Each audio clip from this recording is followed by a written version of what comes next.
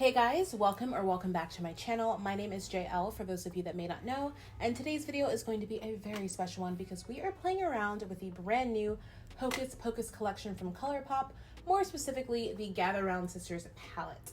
This palette was a beast to get. I literally had to jump through hoops and hurdles to get this palette, but we did it, we have it, and we're going to show you guys how I created this look. So grab your brushes if you want to go along with me, or just grab something to munch on, or just, you know, cuddle up with your pet or your blanket, whatever, and just come on, and we're going to get started. And yeah, that was a very weird introduction, but we're gonna roll with it.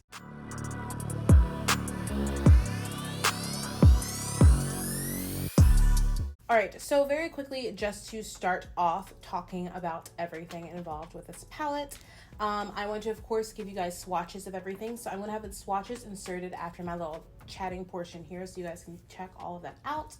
But I do want to just show you guys the palette. I think that I really like the way that they did the color family. It's very appealing to the eye, and there are a few shades in here that to me are just very unique. The shade, I call it a bus, is a really pretty black with all these different flecks of color in it, and I'm very intrigued by that one. I definitely want to do that the next time I do a look. And I just think there are just some really interesting tones. You get one pressed glitter up here. This one is called Brew Potion. So you get a few very interesting tones. These two down here are also quite pretty and unique to my collection. So I am very intrigued by this palette just upon initial look. I will say, I talk about this a little bit at the end of the video as well, but I just wanted to make you guys aware, the way that it appears on camera is not exactly how it appears in person. The tones are much more muted. So just keep that in mind if you are considering buying this palette so that you're not led astray. With that being said, I'm going to show you guys the swatches and then we're going to dive on in.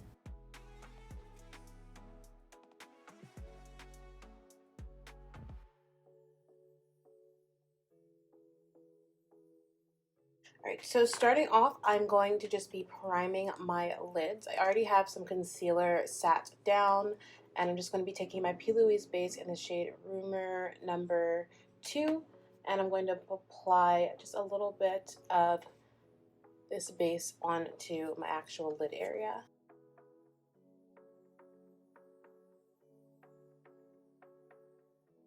So to start off, I'm going to go in with the shade Night of Frolic, which is just this deep kind of burgundy type shade. I wish that this palette came with a mirror because that would be super convenient.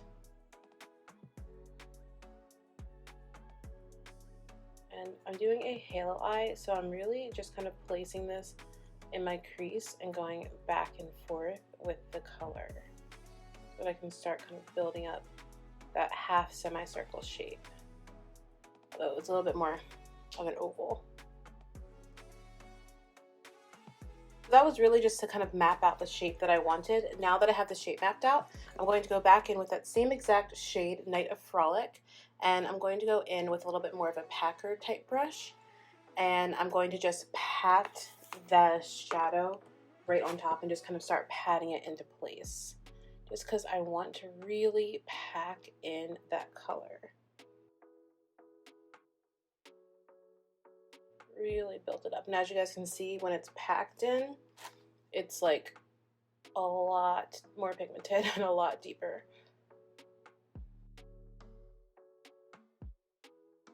I also feel like when you pack in the shades, it can help things kind of naturally diffuse a bit. It just kind of will let the edges kind of start naturally diffusing so that it makes it a little bit easier to blend and a little bit softer. Okay, now that we're looking like a character in a horror film, we can start laying down our next shade. So now I want to go in with our next shade to help blend this out, but I still want to do the packing motions while also making sure that the next shade is a little bit more blended and not quite as deep as our base shade down here. So I'm going in with this brush here. This is a Bare Minerals brush. It doesn't have like a particular name, but it's tiny. And it makes it easier to do kind of packing, but it is a little bit fluffier than the other brush that we used. So this is going to allow us to just have a little bit more diffusion. So I'm picking up the shade Dead Man's Toe, which is this next pretty purple shade right here. Tapping off some of that excess, and then I'm just going to go right on top, packing this shade, and just start blending this out. Now, Dead Man's Toe, when packed, is honestly not that far off from Night of Frolic, which is interesting.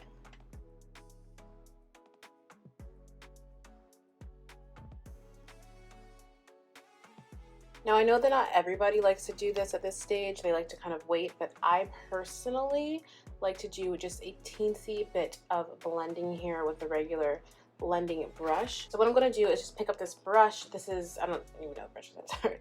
So what I'm going to do is just pick up this brush that's a little bit more densely packed that I can do some good blending with. And I'm going to start blending out those edges just a teensy bit so that we can really start to just get some great softness and let these edges just start to diffuse out. We really want to make that a really pretty soft blend.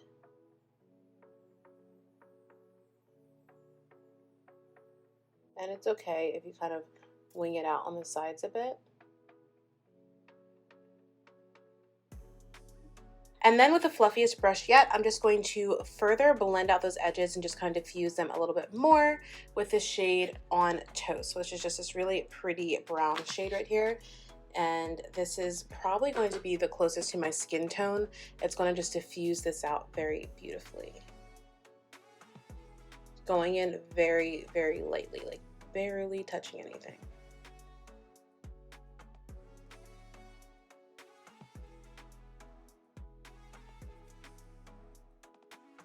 All right, so this is where we have the blend for now.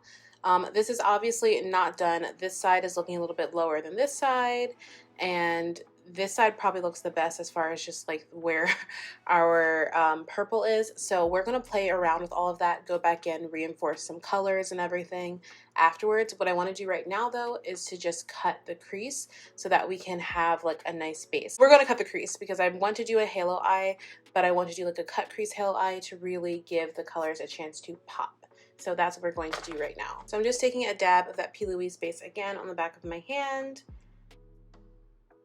And I'm gonna get both sides nice and equally saturated with this so that it's as flat as possible. The brush, I mean. And we're gonna cut the crease.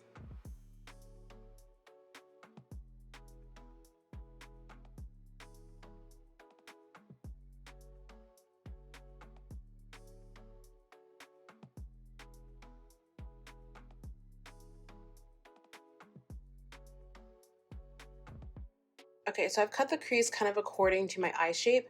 What I'm going to do now is do a little bit of detail work just to allow some shadow to kind of go back into where it needs to and to get the shape right and reinforce some of these shades, and then I can go in and fix the cut crease as needed. So I'm taking this kind of pointed brush here. It's kind of like a little C brush, and this is going to allow me to lay the colors down, but also kind of do it at a point. So I'm picking up the shade Night of Frolic, which is just that base shade that we went in with, and I'm going to just kind of carve that out around the crease because I feel like we lost that really pretty red shade, and I'm going to build that up a bit. Okay, and then just back in with that shade Dead Man's Toe, which is that nice pretty purple shade right here.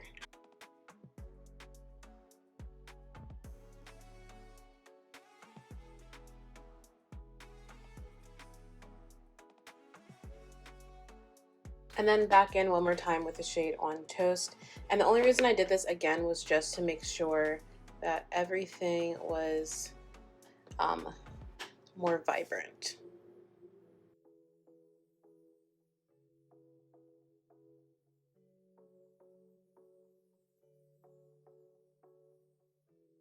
Okay, so now I want to fill in the edges of the halo eye. So I'm going to start laying down the deeper shades again, basically in order of what I already did.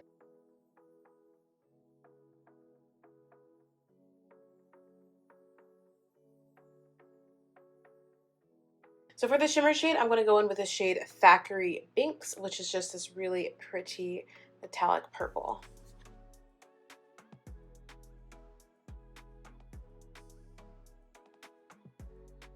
Okay, so I don't know how well you guys can see it. It's kind of looking a little dull. So instead of trying to wet my brush and see how metallic I can make it, it's going to match this pretty well. So I'm actually going to take the shade Wench, this like kind of eggshell, almost white shade right here. And I'm going to pop that kind of right on top and see what that does.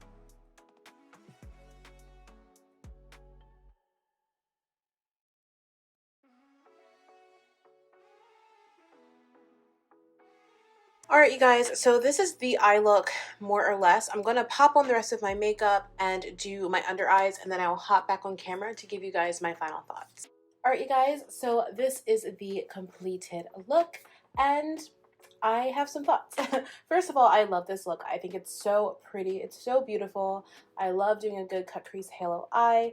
This one is like very subtle, the like halo eye aspect of it, I guess, unless you're a little bit more up close, but I still love it. I think it's so beautiful. And it's very wearable, and I'm just a fan. I'm a fan of this whole look. You could definitely go bolder with the lip if you wanted to, but I felt like just keeping it very minimal, and I just feel like I look very pretty, and I'm happy. I'm happy about this. But I do have some thoughts on the palette. I have some pros and some cons, and we're just going to run through those really quickly. So one of my biggest pros is I love the packaging on this palette. I think it's so beautiful. Instantly, I am reminded of Halloween, and of course, when you see Gather Round Sisters, you do think Hocus Pocus. There's the black flame candle, the infamous spider that Sarah eats, and then you go on the back, and if nothing else, the name Thackeray Binks should guide you to the fact that it's about Hocus Pocus. So I think that it's dope. For me, one of the biggest cons is that I don't think that the palette is as rich in tone as I thought it would be, and I don't know if anybody else kind of experienced that same thing, but when you look at the palette, I mean, it looks beautiful. You see this beautiful array of colors. I'm not going to lie, which I think is part of what happened in the filmography of the palette and in the photographs and the promotion photos. It looks a lot more vibrant on camera under lights than it does in person. In person, it's much more muted. It's they're just not as bright and vibrant as they seem. And I went off of the promotional photos, which I know can be tricky sometimes, but it just seemed so much more bright and vibrant. You thought you were getting a much more vibrant green, a much more vibrant kind of orangey shade. To me, that looks like on camera anyway. And these look a lot more vibrant than they are. And in person, they're actually just a lot more muted. I think that's an issue that some people of color have been talking about, is that, you know, we get these palettes sometimes from Colourpop and we think we're getting something super vibrant that's going to be a little bit richer, that's going to be a little bit better for us, and then it just kind of is a little muted still and not quite what we were looking for. And I think that is the issue with this. I don't regret buying this palette at all. I am a huge Hocus Pocus fan. This makeup look looks beautiful. It looks pretty much the same. No, actually, yeah, it looks the same on the eye as it does in person. I think the only difference is that you can see like the deeper tones a little bit better up close. But it's absolutely beautiful, and I love this look. I just have my gripes. So one of my biggest issues is the fact that these two shades are so stunning, but they blend out into essentially the same shade. I really wanted to have a really nice gradient where you could really see that red and then go into the purple. And even though I love this look, I wasn't going for just a purple look. I was going for something a little bit different, and I didn't feel like I was able to achieve that because once I blended those colors together, they just turned into the same color. And my only reason for really having a big issue like that is because I feel like, one, if you want to create a look that has a little bit more detail and a little bit more gradient, you will be limited in doing so. And two, if you look at this palette, they kind of have a more muted version of the Sanderson sisters, but if you're a fan of Hocus Pocus, then you already know that the Sanderson sisters have kind of more vibrant outfits. So I really think that those are some missed parts. I like this green. I used it to blend out underneath here. I think this is a unique green. It's kind of like a pukey green, and I don't think I have one like this kind of like olivey pukey green in my collection, so this is interesting to me. But I think there was a missed opportunity with the bright green of Winifred's outfit. These tones kind of more match Sarah's outfit that she has in the film, but we're missing that deep true red of Mary. And I think that this tone was supposed to be that, but it just doesn't quite equate to that. And I think those are just some key things that we're missing. I also feel like if you're going to have the name Thackeray Binks in a palette, you need to have like a standout shadow that is something that is so unique, because the name Thackeray Binks is very unique and very well known. And I just feel like this shade, being Thackeray Binks, is just a little bit too plain. It kind of matched the shadows, and that's great if you're kind of going for more of like a monochromatic type look. You want things to be very uniform. But I just feel like I'm looking at the shade Brew Potion, and that shade, my eye goes to that. But I really think that they should have tried to get another shade to represent Thackeray that was something just really out there that you hadn't seen before, because it just doesn't, I don't know, it doesn't seem as stand outish to me. But I still think that everything did blend together. That's one of the biggest things. I was able to blend it. It wasn't a hard look to create. It was very easy to work with. They're pigmented, they show up. The colors are very beautiful for what they are. And I am happy with my purchase. Like, I'm going to use this palette again. If you guys enjoyed this video, please let me know by giving it a big thumbs up and also commenting down below. Let me know if you plan to pick up this palette or any of the collection at all when it comes back in stock. Let me know if you already have it and what your thoughts are. And just, you know, if you think that it's going to work on a variety of skin tones. I truly think that it will. I just, of course, wanted to just be a little bit, you know, cautionary for people that are a little bit deeper, because those tones can cause issues from time to time. But I think that you can definitely make it work. So again, just let me know what your thoughts are down below. Please make sure to share this video with anybody that might be considering purchasing the collection as well. And make sure to hit the subscription button so that you are subscribed, you join this beautiful community, and I'm losing my train of thought. Oh my god. Let's try this again. Also, if you guys sort of like had a lot of issues with the initial launch, because I know I did, please share your battle stories, because I'm so curious. And please share this video with anybody that's considering buying the collections, because that way this might give them a little bit more insights. If you guys are not already, make sure to subscribe down below so that you can join this beautiful community we have here, and also hit the notification bell so you never miss a new upload. I have a new video coming for you guys in a couple of days, so you definitely don't want to miss out. With all of that being said, I will see you all in my very next one. Thank you so much for watching, and until we meet again, bye my loves. Say my name until the city burns and the stars fade away and your scars don't hurt. Stay with me until the last